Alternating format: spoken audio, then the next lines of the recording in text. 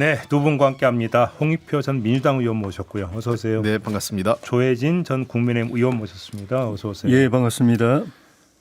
두 분도 답답하시죠? 왜 이렇게 헌재 탄핵 심판 선고가 안 나올까요? 제가 지난번에 우리 전망할 때 네. 어쩌면 21일 거주 이번 주죠. 네. 아니면은 그 다음까지도 넘어갈 수도 있다고 말씀드렸던 게 변론이 충실하게 이루어져 가지고 거기서 사실관계가 깨끗하게 정리가 되면은 그다음 평의 단계에 넘어가서 평의는 빨리 진행되거든요. 그런데 어쨌든 그 문영배 소장이 이걸 좀 빨리 끝내려는 생각에 시간을 좀 빡빡하게 하다 보니까 그 후반에 가서 사실은 그 내란죄에 관해서 예를 좀 진술이 엇갈리는 상황이 생겨가지고 조금 더 변론 기일을 잡더라도 그 부분을 깔끔하게 정리하고 평의로 넘겼어야 되는데 그냥 넘기는 바람에 넘겼다고 해서 평의에 가서 그게 사실관계에 대한 논의 더 이상 안 하고 그냥 법리만 다투는 게 아니거든요. 어차피 거기 장소만 변론법적이냐 아니면 평의 무대냐 평의냐 그 무대만 달라질 뿐이지 그건 계속되게 돼 있는데 사실은 변론을 깨끗하게 사실관계를 깨끗하게 정리하려면 정인도 있는 자리에서 증거 자료도 내놓고 하는 게 훨씬 더 빠른데 평의 단계 넘어가 버리면은 정인도 못 부르고 증거 자료도 뭐 서류에 있을 수 있겠지만은 오히려 더 늦어지는 거죠. 그래서 그러면 의원님께서 보시기에는 그 헌법재판관들 사이에서 절차상 결함에 대한 논란이 좀 있다 이렇게 보시는 겁니까? 그거하고 이제 사실관계 확정하는 거. 네. 그 진술들 중에서 진술들이 좀 엇갈렸잖아요. 어느 것이 진실이다, 어느 것이 거짓이다. 이걸 확정하는 게 시간이 필요 없이 많이 걸린 것 같아요. 사실관계 확정이라는 것은 이제 굳이 설명을 하자면 이제 그 결정문에 이제 그 행위도 이제 서술을 해야 되는데 예. 어떻게 기술할 것인가. 여기서 사실관계 틀리면 안 되니까. 내란죄라는 게 확정이 돼야 그다음에 이제 그 법리 적용 단계로 넘어가는데. 그래서 아무튼 그 다음 부분에서 주까지 갈 수 있다고 보시는 거예요? 그렇죠. 이번 주도 이미 뭐 오늘 만약에 그 선고 기일 확정이 안 되면은 오늘 되면은 금요일에 할 수도 있지만은 오늘 공지가 되면 안 되면 다음 주에 넘어갈 수밖에 없는 거죠. 홍 의원님도 사실은 좀 다음 주까지도 갈 수 있다고 지난주에 전망하시지 않았었나요? 뭐 그 가능성에 대해서는 그러니까 뭐 날짜에 대해서 이게 사실은 헌법재판소가 언제 하겠다라고 얘기한 적은 없어요. 그렇죠. 예, 그러니까 이게 뭐 늦어졌다, 빨라졌다 이렇게 얘기하기가 참 애매한 거는 다 전망이었죠. 전망. 예, 다 전망이었고 그다음에 두 번째는 이제 과거 사례하고 비교했을 때 그렇죠. 뭐 이렇다 저렇다는 거기 때문에 그러니까 뭐 지금 헌법재판소 그 재판관들 입장에서는 그때 재판관들하고 지금 재판관들도 다르고요. 그러다 보니까 이게 뭐 늦어졌다 빨라졌다 이렇게 판단하기는 뭐 좀 그 쉽지 않은 그렇게 단점 이렇게 뭐 이렇게 양분해서 다만 지금 날짜와 관련돼 가지고는 뭐 여러 가지 설이 있었어요. 그래서 조금 뭐 늦어질 수도 있고 3월 그 당초에 3월 말 뭐 이렇게 4월 초 얘기도 나왔었던 거기 때문에 기일 지정은 뭐 조금 더 지켜봐야 되는데 조혜진 의원이 말씀하신 것처럼 이번 주가 되려면 아마 오늘 정도는 기일이 돼야 될 것 같고 공지가. 예. 그다음에 금요일 만약에 좀 늦어져서 금요일 날 기일을 해야 다음 주 초가 되고 그 기일이 이번 주 안 이루어진다면 다음 주 후반으로 갈 가능성도 배제할 수 없다 이렇게 지금 그 이제 법조계에서는 분석을 하고 있는데요. 이유에 대해서는 뭐 조혜진 의원님 분석은 그렇고 제가 좀 더 덧붙이면 그런 얘기를 많이 하더라고요. 지금 정도면 결론에 대해서는 어느 정도 그 방향성은 정해져 있는데 첫 번째는 헌법재판소의 지금 그 변론 과정에서 헌법재판소나 재판관에 대한 공격이 많았잖아요. 그러니까 그런 부분에 대해서 조금이라도 빌미를 주지 않기 위해서 조금 더 내용을 좀 정확하게 다듬고 있는 단계이고 그리고 또 하나는 아마도 이 경우에는 다수 의견보다는 소수 의견을 어떻게 반영할 거냐 이게 더 쟁점이 된다고 그러더라고요. 그렇죠. 통상적으로. 그렇죠. 그러니까 8대 0이라 하더라도 예컨대요. 어느 특정 입장으로 8대 0이 나온다 하더라도 그 안에 일부 그 소수 의견을 넣는 경우가 좀 있거든요. 보충 의견도 예, 보충 의견처럼. 그래서 그 내용들을 어떻게 보완해서 넣을 거냐 이 문제가 더 훨씬 더 쉽지 않다 이런 얘기를 합니다. 알겠습니다. 사실 누가 알겠습니까? 언제 나올 거다라는 것은 사실은 엄밀하게 다 뇌피셜이고 다만 근데 또 우리 촌철님들이 가장 듣고 싶어하는 이야기가 언제쯤 선고가 될 거다. 이 이야기니까 한번 좀 그러니까 점검을 해본 걸로 그렇게 가름을 하고요. 언젠가는 나오겠죠. 그죠? 어떻게든 나오게 될 텐데 그 다음 얘기에서 요 며칠 사이에 정치권에서 참 많이 얘기가 됐던 게 승복 논란이었습니다. 오늘 좀 이 이야기를 좀 해봤으면 좋겠는데 자 승복 선언 요구를 많이 했음에도 불구하고 윤석열 대통령 측에서는 안 하고 있습니다. 왜 안 하고 있다고 생각하십니까? 조혜진 의원님. 승복을 하지 않을 생각이 있거나 또는 하지 않을 방법이 있다고 생각해서 그런 건 아닌 것 같아요. 그래요? 그 마음으로 받아들이고 싶지 않은 심정은 있을 수 있지만은 뭐 사실- 받아들이지 않을 방법은 없다는 건 다 알고 있는 것이고. 그렇죠. 방법은 없죠. 예, 근데 그렇게 하는 거는 이게 승복 논란이 이게 그 순수한 논란이 아니고 이것도 정치적인 그 함의가 있다. 그러니까 상식적으로 보면은 어떤 결과가 나오든 또 반대쪽이든 찬성이든 그 결과에 대해서 반대쪽이든 찬성이든 현실적으로 받아들이지 않을 방법이 없다는 건 다 상식적으로 아는데 굳이 이거를 이야기하는 거는 그것도 그 결론이 아직 그 무르익기도 전에 벌써부터 이야기하는 거는 일종의 선복 프레임 또는 인용몰이다라고 이제 생각을 하는 것 같아요. 인용몰이다. 예, 그러니까 대통령 쪽에서는 어쨌든 그 유리하든 불리하든 간에 본인들이 생각하는 방향으로 그러니까 탄핵 기각이나 각하겠죠. 뭐 그거는 방향으로 승복하고 말고가 없는 거겠죠. 예, 그런 방향으로 이제 결론을 그러니까 결과를 끌어내기 위해서 대리인단부터 해서 최선을 다하고 있는데 이게 승복해라, 승복 발표해라고 이야기하는 거는 그 뉘앙스 안에 인용은 당연한 거고 기정사실화 해놓고 그렇죠. 인용을 날 텐데 너 그걸 받아들일래 안 받아들일래 이렇게 묻는 그 의미가 내포되어 있는 것이기 때문에 네. 거기에 대해서 승복하겠다고 이야기하는 거는 결론적으로 인용될 텐데 인용을 받아들이겠다 이렇게 그 뉘앙스가 가버리니까 그러면은 뭐 대통령이나 그 대리인단 입장에서 볼 때는 일종의 항복선언, 포기선언 비슷한 거거든요. 그걸 이제 인용될 걸 당연한 걸로 받아들이는 걸로 이제 이해가 되기 때문에 네. 그렇게 되면 변론할 이유도 없어지고 그런 것이고 하기 때문에 하지 않는 거 아닌가 그렇게 오케이. 생각이 듭니다. 홍 의원님은 어떻게 보세요? 우선 이게 승복할 거냐 안 할 거냐 이 승복 논란이 벌어진 것 자체가 아이러니한 거죠. 왜냐하면 이거 하나만한 질문이거든요. 안 할 방법이 없잖아요. 예, 그렇습니다. 근데 이제 사실은 이런 걱정이 나온 가장 핵심적인 대상은 누구냐? 윤석열 대통령이거든요. 그러니까 사실은 민주당이나 국민의힘 같은 경우는 안 할래 방법이 없어요. 지금 뭐 일부 뭐 우리 당 의원들도 그렇고 국민의힘 의원들도 그렇고 각각 탄핵 찬반에 대해서 단식도 하고 뭐 하시는 분들이 있지만 일단은 결정이 나면 방법이 없어요. 근데 다만 이 윤석열 대통령은 좀 다를 수 있죠. 이분 같은 경우에는 그 경우에 따라서는 그 어떤 입장과 광장을 더 부추길 수도 있고 등등의 요인이 있기 때문에 사저 정치를 한다든지. 예, 그렇습니다. 그래서 저는 지금 한 세 가지 조건이 있었으면 좋겠어요. 지금 뭐 여야 승복선언을 공동으로 하자 뭐 이런 말이 있는데 네. 지금 승복이란 말 자체는 말도 안 되는 거고 뭐 그런 거를 뭐 하라 말라 이런 얘기하는 건 좀 그렇고요. 좀 더 구체화해서 첫 번째는 탄핵 결과에 따른 어떠한 폭력 행위도 반대해야 됩니다. 제도권 정당들이. 그리고 두 번째 필요한 거는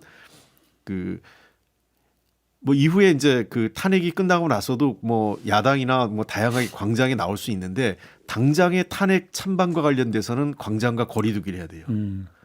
그리고 그 세 번째 나와서는 예를 들면 이제 뭐 탄핵에 승복을 한다 그러고 가만히 있을 수 있죠. 근데 지금 그런 정도가 아니라 광장에 나와 있는 자기 지지층들에 대해서 승복하라고 보다 강력한 촉구 메시지를 보낼 수 있는 각오가 돼 있어야 돼요. 저는 국민의힘과 민주당 그리고 여기다 하나 덧붙인다면 윤석열 대통령도 이에 따라서 그 국민적 통합에 헌법재판소 결과를 국민 통합에 따라 수용해달라는 얘기를 한 네 가지 정도를 뭐 필요하다면 의장 주제로 여야 뭐 원내대표든 한번 할 수도 있겠죠. 그러니까요. 지금 두 분 말씀대로 그러니까 제도 절차적으로 보면 승복을 하고 말고는 여기서 논할 이유가 없어요. 그래서 뭔가 만약에 탄핵이 인용이 되면 국민의힘이 대선 보이콧한다면 모르겠지만 그게 아닌 이상은 그렇지 않습니까? 그러면 이 단계에서 그럼에도 불구하고 승복 이야기가 나오는 것은 핵심은 딱 하나잖아요. 이제는 광장 세력과의 관계를 어떻게 할 것이냐. 결국 이 문제 아닙니까? 이 문제 때문에 윤석열 대통령에게도 승복을 선언하라고 요구하는 것이 뭐냐면 광장에 나가서 연단에 선다든지 아니면 광장 세력에게 메시지를 발신한다든지 이런 거 하지 말라 이런 뜻으로 이해를 하면 되는 거 아닐까요? 어떻게 보십니까? 그거는 본인이 자유죠 어떻게 보면. 그리고 그에 대해서 결과에 대해서 자기가 이제 책임을 지는 것이고 현직 대통령으로 있을 때나 또는 네. 직무 정지 당한 상태일 때는 행동에 제약이 있잖아요. 네. 현직에 있을 때는 정치적 일정한 특히 이제 선거 관리에 관해서는 정치적 중립을 취해야 되는 부분이 있는 것이고 국정 운영에 있어서 일정 부분 또 중립을 취해야 되고 더구나 이제 지금처럼 탄핵 소추를 당해가지고 직무가 정지돼 있을 때는 더더욱 더 행동에 제약이 있는 거죠. 그런 상황에서는 그런 거는 자중해야 되는 것이고 논란이 될 수 있죠 분명히. 그런데 만약에 파면이 됐다 그러면 자연인이기 때문에 개인이기 때문에 얼마든지 할 수 있다. 할 수 있는데 다만 이제 그에 대한 일정한 결과가 있겠죠. 예. 개인이지만 그래도 정치적인 인물이기 때문에 현역 공직자는 아니지만 정치적인 인물, 중요한 정치적인 인물이기 때문에 예.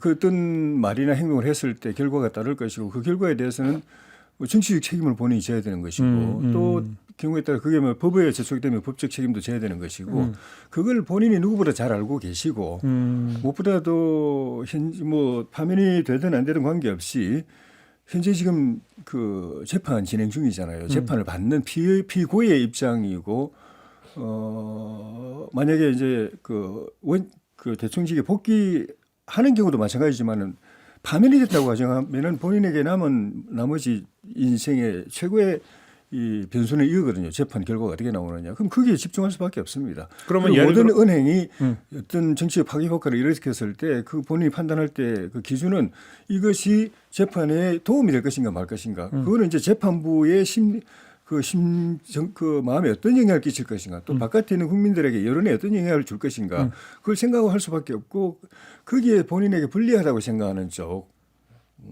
특히 재판부에 나쁜 영향을 준다고 하는 생각할 수 있는 그런 행동은 잘 안 할 거로 봅니다. 그렇게 보세요. 예, 근데 이제 이런 건 있어요. 그러니까 지금 사실 윤석열 대통령에 대해서는 뭐 모르겠어요. 이제 국민의힘 뭐 적극 지지층은 어떤지 모르겠지만 중도층 뭐 우리 민주당 지지자들은 말할 것도 없고 약간 뭐 중도적이거나 중도 보수적인 사람들 내에서도 윤석열 대통령에 대한 우려는 좀 있습니다. 왜 그러냐면 윤 대통령이 지금 1년에 지금 비상계엄부터 지금 1년의 과정 자체가 일반의 상식에서 좀 벗어난 그 계속 그 행태였다고 보는 거거든요. 그러니까 사실 현직 대통령이 비상계엄을 저렇게 하는 것 자체가 굉장한 비상식적인 행동인 거죠. 그러니까 지금도 많은 사람들이 왜 비상계엄을 했어 하면 그 깔끔하게 그 이유를 설명하기 어려워요. 비록 윤 대통령이 뭐 여러 차례 뭐 줄탄핵 때문에 했다, 뭐 예산 단독 처리 때문에 했다, 뭐 단독 입법 때문에 했다 이런 얘기하지만 그런 이유로 그 비상계엄을 했으면 과거 여소야대 때 그 뭐 김대중 노무현 대통령도 그런 상황이 있었는데 비상계엄을 한 너댓 번도 했을 거예요. 그러니까 그럼에도 불구하고 비상계엄을 하지 않고 정치적 선택을 하고 이거 다수 야당과 늘 그 협상을 하지 않습니까? 네. 근데 윤 대통령은 사실 협상하지 않았어요. 제가 원내대표 할 때도 그랬고 모든 부분을 그냥 거부권 행사 통상적으로 물론 야당이 단독 처리하는 것도 뭐 말씀드린 것처럼 그렇게 바람직한 건 아니지만 결국은 그런 상황 가기 전에 여당이 그 합의 중재안을 갖고 오고 대통령실에서도 거부권 쓰는 거에 대한 부담 때문에 어떻게든 합의 중재하려고 노력하거든요. 네. 근데 그런 방식을 택하지 않았다는 거예요. 그러니까 지금 윤석열 대통령이 집권 이후의 행태 그리고 특히 지난해 비상계엄 전후에서 여러 가지 일련의 행보 자체는 제가 보기엔 비상식적이고 일반의 어떤 그 판단에 벗어나 있기 때문에 과연 헌법재판소의 탄핵 결론이 그 인용이 됐을 경우 이것을 선선하게 수용할까에 대한 우려는 상당히 크다는 겁니다. 그 부분을 좀 그 국민의힘에서도 주목해 좀 그 이해해 줄 필요 있다 좀 보고 있어요. 그 제가 조 의원님께 하나 더 여쭤보면 예. 만약에 탄핵이 인용이 됐다고 쳐요. 예. 그러면 이제 국민의힘은 당연히 이제 그 조기 대선을 위한 경선으로 들어갈 거 아닙니까? 예. 근데 윤석열 대통령이 사저 정치를 하면서 이른바 반탄 후보를 그러니까 노골적으로 만약에 민다. 그러면 그건 승복하는 자세라고 평가할 수는 없는 거 아니겠습니까? 어떻게 보십니까? 뭐 승복이라는 거는 마음으로 받아들이는 것도 있고 그렇죠. 또는 받아들이냐 마느냐 또는 말로서 받아들이냐 마느냐 이런 것도 있고 행동으로 또 어떻게 하느냐 또 행동을 하더라도 그게 법에 어긋나느냐 그 법들이 안에서 하느냐 그게 이 차이가 있을 수가 있는데 뭐 마음으로 어떤 사안에 대해서 어떤 정치 입장을 취하는 것 또는 그걸 말로 표현하는 것은 양심의 자유나 표현의 자유이기 때문에 그건 누구나 다 제한될 수 없는 것이고 다만 행동으로 할 때 그것이 어떤 중대한 정치적 책임이 따른다든지 아니면 법적으로 문제가 된다든지 하는 경우에는 그건 다른 차원의 문제죠. 네. 대통령의 경우에도 좀 전에 앞부분에 말씀드렸지만은 뭐 어떤 사안에 대해서 본인의 정치 입장에 있을 수가 있고 그 말로 표현할 수도 있지만 행동으로 가서 나가는 데 있어 가지고는 본인이 한 번 더 이제 생각을 할 것이고 특히 조기 대선이 벌어진 상황에서 뭐 사저에서 누굴 만나든 광장에 나가서 마이크를 잡든 어떤 행동이 있었을 때 아마 본인이 누가 그렇게 조언을 하지 않더라도 이것이 다른 모든 걸 떠나가지고 나한테 유익한 것인가 그러니까. 구체적으로는 국민적 평가나 지지, 여론에 유익한 것인가 내가 당장 재판받고 있는 재판부의 판단에 유익한 것인가를 가장 먼저 생각할 것이고 그 점에서는 저는 이게 뭐 단순한 문제가 아니고 본인의 나머지 인생에 걸린 문제이기 때문에 그렇게 뭐 좀 전에 홍 의원님 말씀하신 것처럼 뭐 계엄할 때라든지 이런 때처럼 그렇게 상식적으로 이해가 안 된다라고 평가받을 수 있는 그런 행동은 잘 안 하실 것 같고 그렇게 보세요. 특히 지금 구속 취소돼 가지고 관저로 돌아왔을 때 이후에 그 태도나 행보를 보면 더더욱 그런 걸 많이 느끼게 만들어요. 이분이 이 한 2, 3개월 탄핵 사태 이후에 사태를 겪으면서 또 수감 생활하면서 한 50여일 하면서 생각을 많이 하셨구나. 그래서 과거에 비하면은 굉장히 신중하게 또는 자중하면서 절제 있게 또는 지혜롭게 전략적으로 하고 있다라는 평가를 그게 뭐 완전하지는 않겠지만은 과거에 비해서는 그런 부분이 진일보했기 때문에 이후에 어떤 정치 상황이 벌어질 때도 저는 똑같이 그렇게 하실 거라고 봅니다. 자중 절제를 좀 할 거라고 보시는 거네요. 예. 홍 의원님 어떻게 전망하세요? 글쎄요, 제가 보기에는 그다지 그렇게 절제할 것 같지 않아요. 그게 걱정이에요. 윤 대통령이 예. 좀 우려스러운 부분이 좀 큽니다. 근데 두 분께 이 질문 하나 더 지금 보도도 나왔는데 윤석열 대통령이나 윤석열 대통령 측에서는 탄핵 심판이 기각 내지 각하가 될 거라고 확신하고 있다라는 전원 보도 보셨죠? 예, 그러니까 왜 반응이 그러십니까? 그러니까 이제 계속 그런 얘기들이 그 주변에 떠돌고 그 이제 변호인단도 그런 얘기를 하고 있고 해서 참 그 걱정스럽습니다. 제가 보기에는. 그러니까 만약에 진짜로 그렇게 확신하고 있는데 만약에 인용 결정이 나온다면 오히려 더 극심하게 반발할 수가 있는 거 아닌가요? 오히려 그렇기 때문에 저는 그 각하나 기각을 확신하고 있지는 않다고 생각합니다. 보도는 그렇게 났고 네, 설마 이런 겁니까? 또 본인들도 그렇게 이야기는 대외적으로 그렇게 이야기할 수는 있지만은 네. 이 사건의 이 구조라든지 또 아무리 헌법재판소 내부에 돌아가는 상황이 외부로 일정 부분 또 흘러나온 부분이 있다고 하더라도 심지어 그 8명 재판관 본인 스스로 내면이 그 법적 판단 자체가 확정이 안 됐을 가능성도 있는데 그러니까 뭐 바깥에서 이미 다 듣고 있고 들어보니까 뭐 기각이나 각하가 확정적이다라고 이야기할 때는 그 전제 조건이 뭔가 하면 8분의 생각이 이미 확정돼 있다는 거거든요.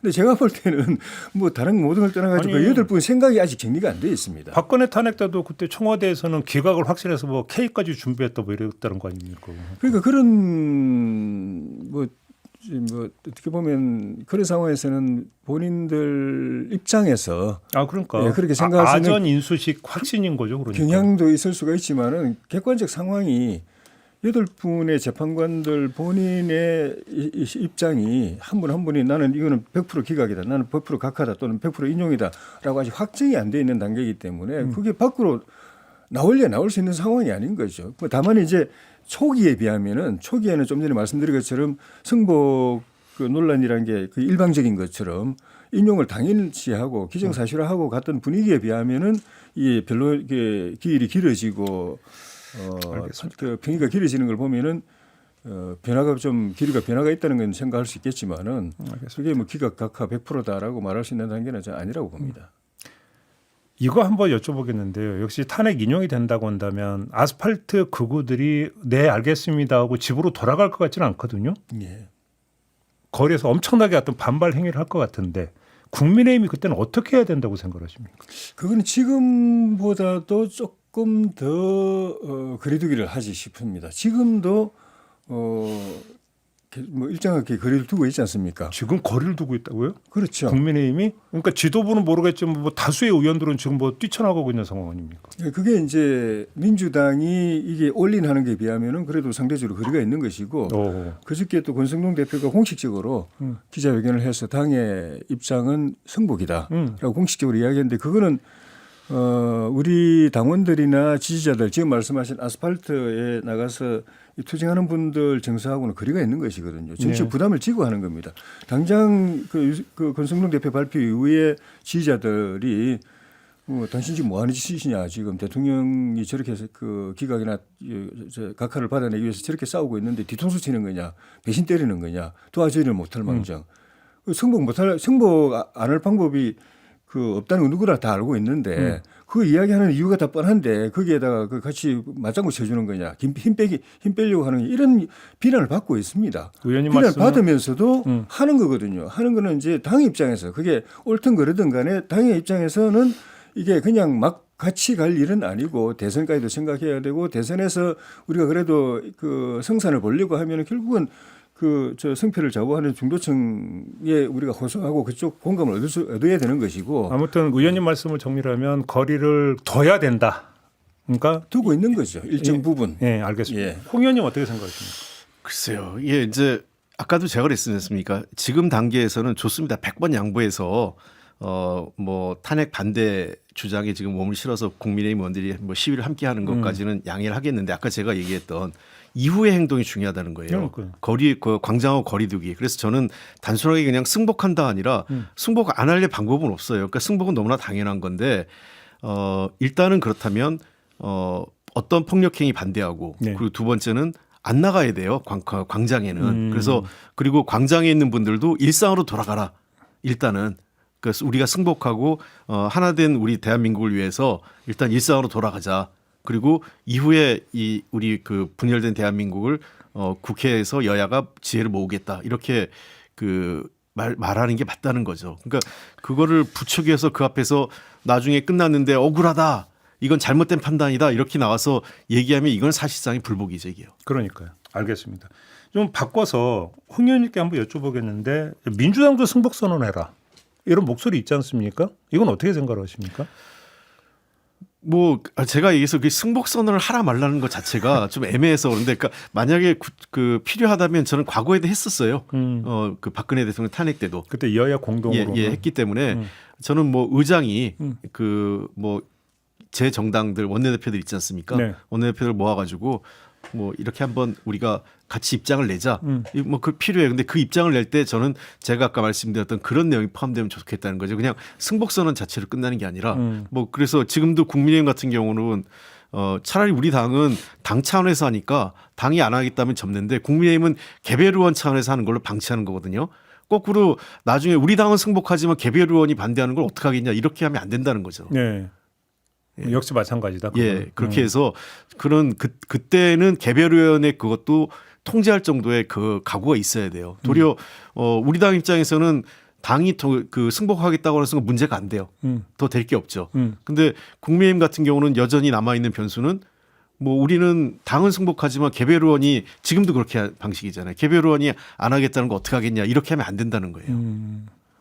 그래요. 조혜진 의원님은 어떻게 생각하세요? 그건 뭐 현실적인 문제죠. 그러니까 이게 당론으로 정해지면은 물론 당론으로 정해졌다고 해서 그걸 저촉되는 행위를 하는 사람을 다 징계할 수는 없지만은 또 뭐 100% 우리가 징계해온 건 아니지만은 일반적으로는 당론으로 정해졌을 때 그게 행동을 같이 하지 않고 다른 행동을 하면 징계를 해왔는데 이런 그 사안 같은 경우까지 그걸 뭐 좀 징계를 해야 되느냐? 징계하지 않으면 사실 강제 방법은 없는 것이거든요. 그렇죠. 징계해도 본인은 뭐 정치적 불이익을 각오하고 그냥 하겠다는 사람들은 또 통제할 방법이 없는 것이고. 알겠습니다. 예. 결론과 관련된 것일 텐데요. 아무튼 이 과정에서 결론이 어떻게 나오든지 간에 나라가 지금 완전히 쪼개져 버린 거 아닙니까? 그렇잖아요. 찬탄과 반탄으로 대단히 심각한 양상이다라는 뭐 진단하는 사람들이 있는데 과제는 통합이잖아요. 어떻게 이룰 수 있다고 생각하세요? 이게 참 어렵습니다. 이게 통합이라는 게 그 상당한 시간이 걸릴 거예요. 지금 단계에서 통합을 하자 이게 어렵습니다. 그러니까요. 예. 아마 제가 보기에는 지금 탄핵이 인용되거나 기각되거나 어떠한 형태든 상당히 오랜 기간 광장에서는 그에 대해서 반대 시위를 할 거고요. 네. 심지어 만약에 인용돼 가지고 조기 대선을 치른다 하더라도 새로운 대통령에 대해서 반대 시위가 또 광화문에서 시작될 거예요.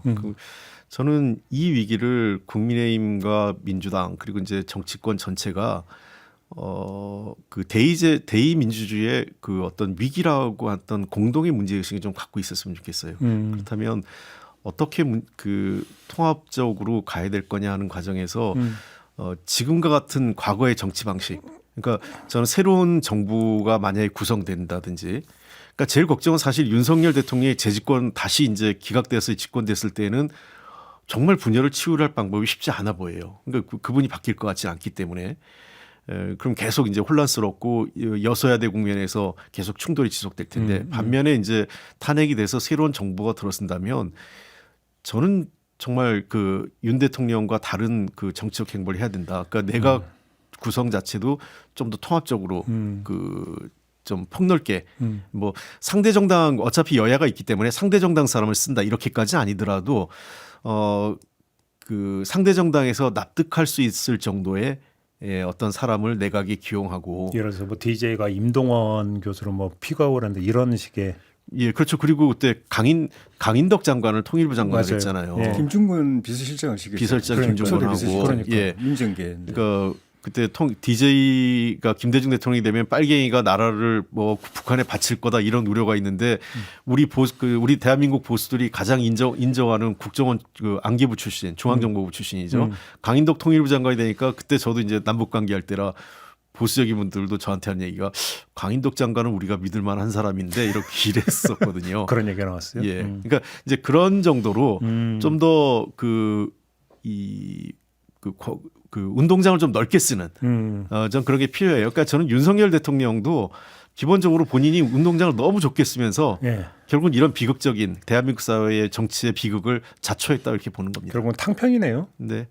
조혜진 의원님은 어떻게 생각하세요? 지금 말씀하신 그런 김대중 대통령이 그런 통합 정치를 할 수 있었던 그 배경에는 대통령의 소신도 있었지만은 구조가 어쨌든 연합 정권으로 집권을 했지 않습니까? DJ 비연합이었습니다. 예. 그 지금 우리 국민의힘도 소수파잖아요, 완전히. 국회에서 특히 국회 권력이 이번에 거의 뭐 절대 권력처럼 이렇게 부상된 측면이 있는데 거기서 완전히 소수지 않습니까? 그러니까 이 대통령이 만약에 복귀한다고 하더라도 남은 그 임기는 물론이고 그 이후에도 국민의힘이 다시 집권하려고 하면은 연대 연합을 고민하지 않을 수가 없을 겁니다. 그래요. 그거를 대통령이 복귀를 가정했을 때 남은 임기 동안에 국정을 안정시키기 위해서 또 퇴임을 원만하게 하기 위해서라도 이제 그런 걸 염두에 두고 해야 되는 것이고 저는 좀 전에 말씀드린 것처럼 그 이전에 한 2년 반을 저희가 지켜봤잖아요. 대선 과정에서부터 후보 시절부터 뭐 검사 시절은 멀리서 봤지만은 지켜보았을 때 그게 뭐 만족스러울 만큼의 변화는 아니지만 변화가 온 건 제가 맞은 것 같아요. 그리고 그거는 꼭 무슨 어떤 뭐 꼭 그런 어떤 도덕적 동기에 의해서 아니라도 현실적으로 본인이 정치적으로 생존하기 위해서 불가피하게 그렇게 자기 변화할 수밖에 없는 그런 환경이었다고 생각이 들고 그래서 만약에 복귀한다고 하면 본인 말씀처럼 임기도 연연하지 않겠다고 그러고 많은 사람들이 임기 단축까지 이제 생각하고 또 결국 남은 기간 동안에는 국정 안정시키고 그럼 이제 개헌 그 드라이브를 걸고 거기에 이제 산파 역할을 하고 하는 것이 뭐 그 핵심 과제일 거다. 그 이제 윤석열 대통령이 복귀할 때의 그렇죠. 이야기고. 저희 그걸 전제인 거죠. 저는 탄핵 인용됐을 때 하고 기각이나 각하됐을 때 하고 둘 다 우리 홍 의원님 말씀처럼 그 후폭풍이 상당히 걱정스러운 상황인데 굳이 이야기하자면은 그 강도가 복귀했을 때 그래도 조금 완화될 거다라는 그런 기대를 하고 있는데 어찌됐든 간에 그렇게 그 이후에부터는 우리 국회가 또 여야 정당들이 좀 그 역사 의식을 가지고 또 책임 의식을 가지고 후 폭풍 이 역풍을 최소화하는데 진력해야 되고 그다음에 국가기관들도 헌법재판소든 법원이든 사법기관들도 그쪽으로 그 최소화하는 쪽으로 자기 그 기관들이 갖고 있는 기능과 역할을 또 최선을 다해야 되고 그다음에 결국은 이제 개헌의 힘을 모아야죠. 그리고 통합 분권과 통합의 권력 구조를 만들어내야 되고 선거법도 그렇게 고쳐야 되고 그 과제가 좀 필요하다고 봅니다. 결국은 이 추세를 통합으로 지금 물꼬를 돌리지 않으면 결국은 극심한 대립이 돼버리면 그건 민주주의 붕괴로 가는 거기 때문에 그렇죠. 민주주의가 붕괴되는 순간에는 뭐 지금 대의 정치라든지 뭐 정치권 자체가 존립을 할 수가 없는 거니까. 그러니까 지금 이런 것 같아요. 그러니까 제일 중요한 것은 이제 인사 탕평. 그러니까 최소한 그러니까 저기 뭐 이제 국민의힘 인사를 쓰라. 예를 들면 이제 뭐 아니면 그 상대당 정당을 쓰라 이런 정도의 건 아니라도 상대방 정당에서도 어느 정도 납득할 만한 사람을 쓸 수 있는 게 필요하고요. 그리고 두 번째는 정책에 있어서 주요 정책들 있잖아요. 연금 개혁이라든지 노동 개혁, 그다음에 저 기타 뭐 여러 가지 이 대북 정책 등등 이와 관련돼서 어떤 정책 협의 가동이 본격화됐으면 좋겠어요. 네. 말 그대로 여야정 국정협의체가 정말 필요한 예. 거겠네요. 알겠습니다. 자, 오늘 이야기는 좀 이렇게 마무리하고 두 분하고 인사 나눠야 될 것 같습니다. 수고하셨고요. 네, 저도 함께 물러가겠습니다. 고맙습니다. 고맙습니다.